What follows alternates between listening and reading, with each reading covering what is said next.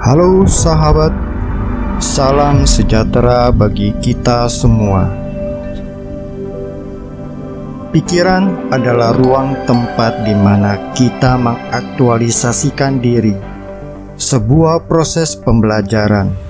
Pakailah dengan baik demi kebaikan bersama, sesuai yang Tuhan mau. Inilah ruang PJ.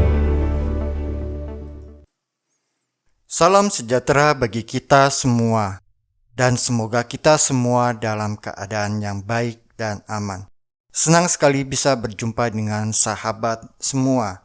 Hari ini kita akan membahas tentang kebiasaan-kebiasaan umat Katolik pada saat mengikuti perayaan Ekaristi. Sebagai seorang Katolik, mengikuti perayaan Ekaristi adalah kebutuhan yang utama, puncak dari segala doa, pelayanan, dan semua kegiatan hidup kita. Dalam perayaan Ekaristi, kita bersama para kudus, para malaikat, dan semua saudara seiman, merayakan kesatuan kita bersama Kristus. Kita meyakini Tuhan Yesus sendirilah yang akan memimpin perayaan Ekaristi itu. Pada saat mengikuti perayaan Ekaristi, umat melakukan beberapa gerakan liturgi, tetapi terkadang kita belum paham betul makna yang terkandung di dalam setiap gerakan itu, sehingga dalam prakteknya terjadi kekeliruan. Bukan hanya gerakan liturgi saja, tetapi juga sikap dalam gereja saat mengikuti perayaan Ekaristi kadang kurang pas. Oke, Markimul, mari kita mulai. Yang pertama, air suci. Sebelum pandemi, air suci selalu tersedia di pintu depan gereja. Sebelum kita memasuki atau masuk ke dalam gedung gereja, kita akan membuat tanda salib dengan air suci itu. Pasca pandemi, beberapa gereja kembali menyediakannya. Air suci selalu disediakan di setiap pintu masuk gereja.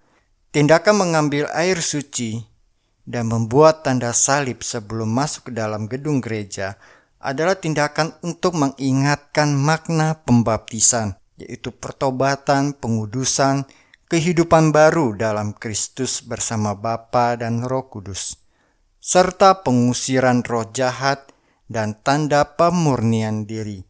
Sehingga setelah kita selesai mengikuti perayaan Ekaristi dan meninggalkan gereja, kita tidak perlu lagi ambil air suci dan membuat tanda salib. Yang kedua, berlutut.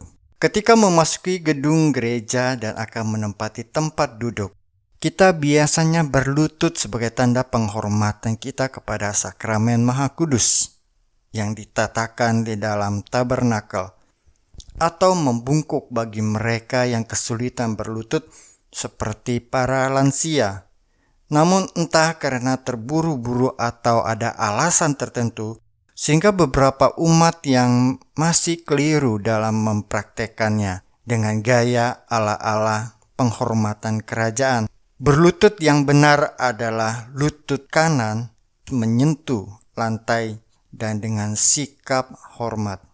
Yang ketiga, tanda salib. Tanda salib dalam misa hanya dilakukan 2 kali, yaitu di awal dan di akhir misa pada saat berkat dari Romo. Membuat tanda salib ketika menerima komuni dan berdoa tidak perlu lagi dilakukan karena akan membuat atau menimbulkan kesan pendobelan ibadah di dalam ibadah.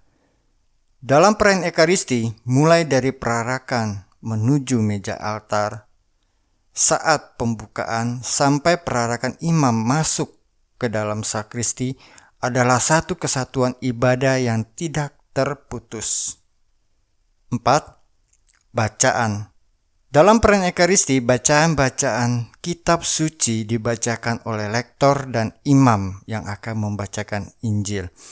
Itu sebab umat Katolik tidak membawa kitab suci saat mengikuti perayaan Ekaristi, karena bacaan-bacaan suci itu akan disampaikan kepada kita, sehingga kita tidak perlu lagi membaca saat lektor atau imam membacakannya dari mimbar. Yang harus kita lakukan adalah mendengarkan doa syukur agung. Selama konsekrasi berlangsung, lihatlah ke depan dan jangan menunduk. Imam mengajak umat untuk melihat roti dan anggur yang telah berubah menjadi tubuh dan darah Kristus. Menunduk dan hormat dapat dilakukan saat imam menurunkan piala sambil memberi hormat. Komuni. Ketika komuni, kita menerima tubuh Kristus. Pada saat imam atau prodiakon mengatakan tubuh Kristus, kita dengan jelas menjawab amin. Sebagai tanda kita mengimani bahwa hosti yang sudah dikonsekril adalah benar-benar tubuh dan darah Kristus. Dan juga ada hal penting lain. Setelah menerima komuni kudus dan kita berjalan kembali ke tempat duduk kita, bila dalam gerakan kembali ke tempat duduk itu kita berjumpa atau berpapasan dengan prodiakon atau imam yang membawa komuni kudus, maka berhentilah sejenak langkah kita itu dan diam sambil memberikan hormat kepada tubuh Kristus yang sedang diarak kembali ke altar untuk disemayamkan kembali di dalam tabernakel. Tepuk tangan. Sebaiknya sepanjang misa disarankan untuk tidak bertepuk tangan, misalnya untuk kur yang bernyanyi dengan baik. Paus Fransiskus pernah berkata, misa bukanlah ajang perlombaan atau pentas seni, melainkan murni persembahan dan pelayanan untuk Tuhan, sehingga sebisa mungkin hindari bertepuk tangan.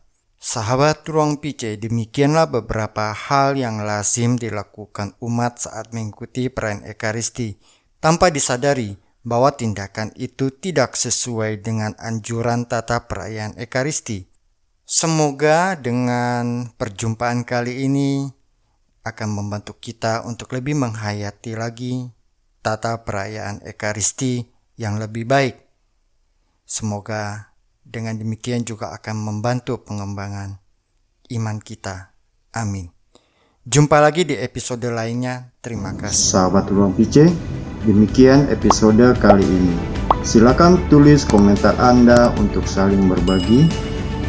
Kasih like bila Anda suka, bagikan ke teman-teman, keluarga, atau media sosial Anda supaya bisa memberi inspirasi. Subscribe atau tekan tombol loncengnya supaya Anda selalu mendapat pemberitahuan setiap ada video baru. Tuhan memberkati. Non scole sed vita discimus.